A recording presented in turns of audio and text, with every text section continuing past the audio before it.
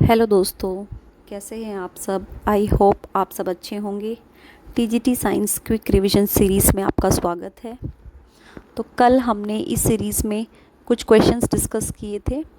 34 questions हमने discuss किए थे और 35 क्वेश्चन जो है वो मैंने होमवर्क क्वेश्चन दिया था। आई होप आप सभी ने उसका आंसर कमेंट सेक्शन में दे दिया होगा। अभी हम आगे स्टार्ट करते हैं और सबसे पहले हम होमवर्क क्वेश्चन को डिस्कस कर लेते हैं। जो हमारा होमवर्क क्वेश्चन था वो क्वेश्चन नंबर 35 था। Meristematic tissue in plants are. इसका करेक्ट आंसर होगा A option, that is localised and permanent. अभी चलते हैं नेक्स्ट क्वेश्चन की ओर।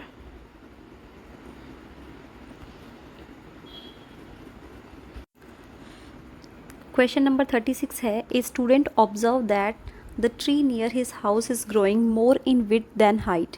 Which tissue is responsible for this type of growth? A option intercalary, B both apical and intercalary, C apical and D lateral. इसका correct answer क्या होगा? Correct answer होगा lateral meristem. देखिए यहाँ पे किसकी बात की गई है? विड्थ की बात की गई है, और विड्थ जो है उसकी ग्रोथ के लिए कौन रिस्पॉन्सिबल होता है? लेटरल मेरिस्टम जो है उसकी ग्रोथ के लिए रिस्पॉन्सिबल होगा। So D option is the correct answer. Next question, plants have flexibility due to. जो प्लांट्स है उसमें फ्लेक्सिबिलिटी किस वजह से आती है?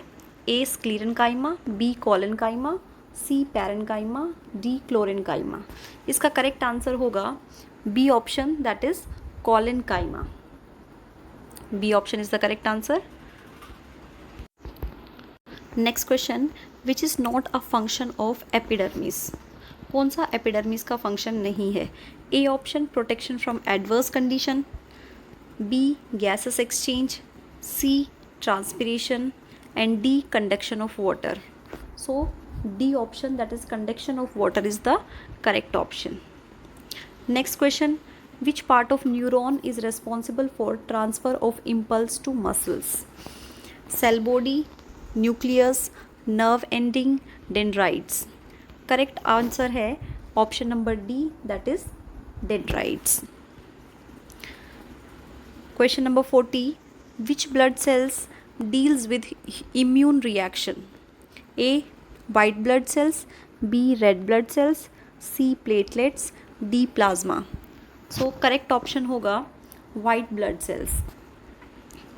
Next question, which tissue store fat in our body?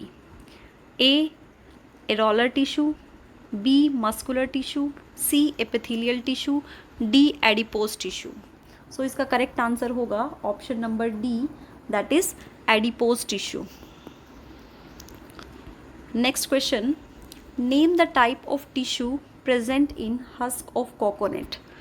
Coconut का जो हस्क है उसमें कौन से टाइप का टिश्यू जो है वो प्रेजेंट होता है? Option number A collenchyma, B chlorenchyma, C sclerenchyma and D parenchyma. Correct answer क्या है? Option number C, that is sclerenchyma. इसको हमने कल भी पढ़ा था कि स्क्लीरेनकाइमा में क्या होते हैं? डेड सेल्स जो है वो प्रेजेंट होते हैं। Question number 43, chemical composition of chromosome is. जो क्रोमोसोम है उसके केमिकल कंपोजिशन क्या होते हैं?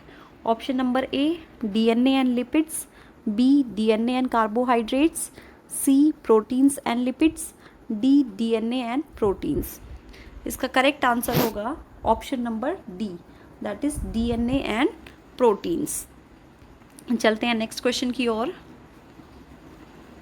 विच of the following is known as energy currency of the cell? Option A ADP, option B ATP, option C GDP, option D DDT। इसका correct answer होगा option number B, that is ATP। ATP को हम और क्या बोलते हैं? Energy currency of the cell बोलते हैं, and it is produced inside the mitochondria. Mitochondria को हम power house of the cell के नाम से भी जानते हैं। Next question, entry of water into root hair is an example of. जो वाटर एंटर करता है रूट हेयर में वो किसका एग्जाम्पल है? Option A diffusion, B imbibition, C osmosis, D plasmolysis. तो करेक्ट आंसर होगा option number C, that is osmosis. Next question, the granular structures present on the rough endoplasmic reticulum are. Option A lipids, B plastids, C ribosomes and D lysosomes. So correct answer क्या होगा? Option number C, that is ribosomes. आपने पढ़ा होगा दो तरह का endoplasmic reticulum होता है, one is rough endoplasmic reticulum and the other one is smooth endoplasmic reticulum. तो जो रफ एंडोप्लाज्मिक रेटिकुलम है उनको हम रफ एंडोप्लाज्मिक रेटिकुलम क्यों बोलते हैं? बिकॉज उनके सरफेस पे क्या प्रेजेंट होते हैं? राइबोसोम्स जो है वो उनके सरफेस पे प्रेजेंट होते हैं। Next question, question number 47, which of the following is the first member of alkene? Option A methane, B ethene, C propene and D butane. So इसका करेक्ट आंसर क्या होगा? Option number B, that is ethene. क्योंकि यहाँ पे देखो क्या पूछा गया है, एल्कीन का फर्स्ट मेंबर पूछा गया है। Alkene means double bond between carbon atoms. तो कार्बन कार्बन के बीच में डबल बॉन्ड होने के लिए मिनिमम 2 कार्बन जो है हमें चाहिए होते हैं, इसलिए यहाँ पे इसका आंसर क्या होगा? Ethene, which contains 2 carbon atom. अच्छा, यहाँ पे अगर एल्कीन की जगह पे एल्केन होता, अगर फर्स्ट मेंबर ऑफ एल्केन आपसे पूछते तो यहाँ पे करेक्ट आंसर क्या होता? Methane. Methane is the correct answer. ठीक है, अगर यहाँ पे आपसे पूछते एल्काइन का फर्स्ट मेंबर कौन सा है, तो एल्काइन के अंदर क्या होगा? देखो अगर एल्काइन पूछा जाता है, एल्काइन, तो फर्स्ट मेंबर ऑफ एल्काइन क्या होगा? इथाइन जो है हमारा करेक्ट आंसर होता। तो ये तीनों ही आपको ध्यान रखने हैं। मैं एक बार दोबारा से रिपीट कर देती हूँ।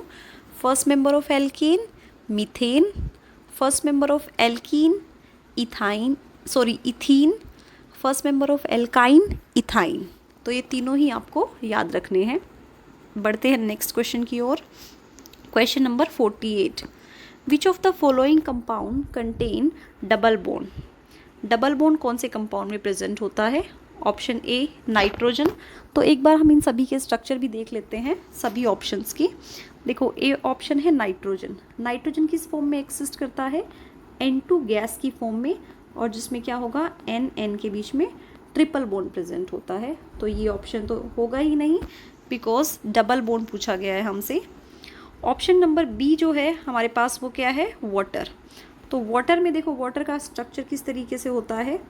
OH means single bond present होगा। तो बी ऑप्शन भी क्या हो गया? रॉन्ग हो गया है। सी ऑप्शन में क्या है? Carbon dioxide. तो कार्बन डाइऑक्साइड में क्या होगा? सी 2 ऑक्सीजन के साथ कंबाइन होता है और जिसमें क्या है? डबल बॉन्ड प्रेजेंट होता है। So option C is the correct answer. एक बार हम अमोनिया का भी स्ट्रक्चर देख लेते हैं। तो अमोनिया में भी क्या होगा? देखो 3 सिंगल बॉन्ड जो है वो क्या होते हैं? प्रेजेंट होते हैं। ठीक है, so C option is the correct answer. Next question, how many water molecules does hydrated copper sulphate contains? तो जो हाइड्रेटेड कॉपर सल्फेट है उसमें कितने वाटर मॉलिक्यूल्स जो है वो प्रेजेंट होते हैं? Option A 5, B 10, C 7 and D 2। इसमें देखिए ऑप्शन नंबर ए जो है that is the correct answer. 5 water molecules जो हैं हाइड्रेटेड फॉर्म में प्रेजेंट होते हैं यहाँ पे। तो जो कॉपर सल्फेट का फॉर्मूला होगा hydrated copper sulphate, that is CuSO4.5H2O। और ये जो 5 वाटर मॉलिक्यूल्स हैं ये क्या है? इस कॉपर सल्फेट को क्या बनाते हैं? ये हाइड्रेटेड बनाते हैं, और इसको हम और क्या बोल सकते हैं? वाटर ऑफ क्रिस्टलाइजेशन भी बोल सकते हैं।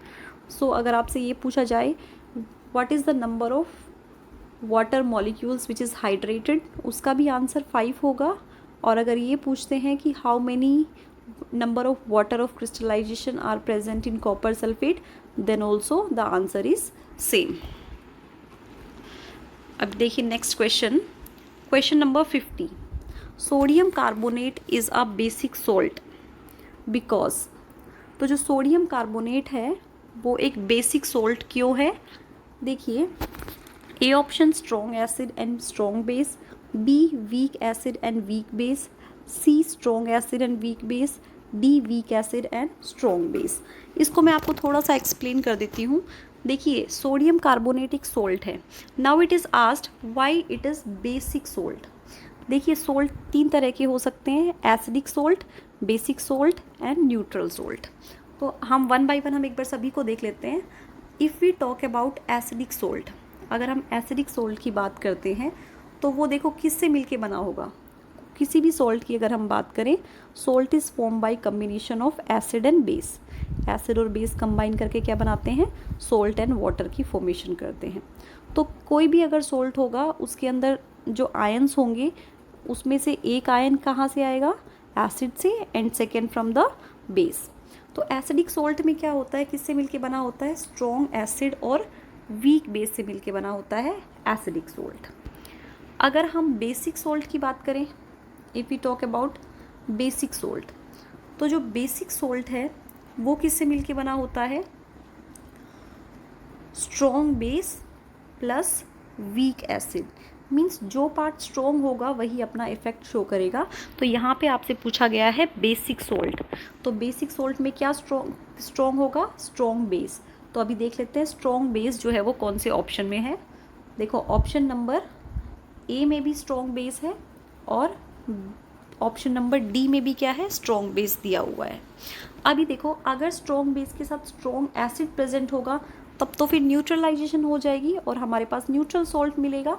सो ये ऑप्शन नहीं हो सकता। करेक्ट ऑप्शन क्या होगा, option number D, weak acid and strong base.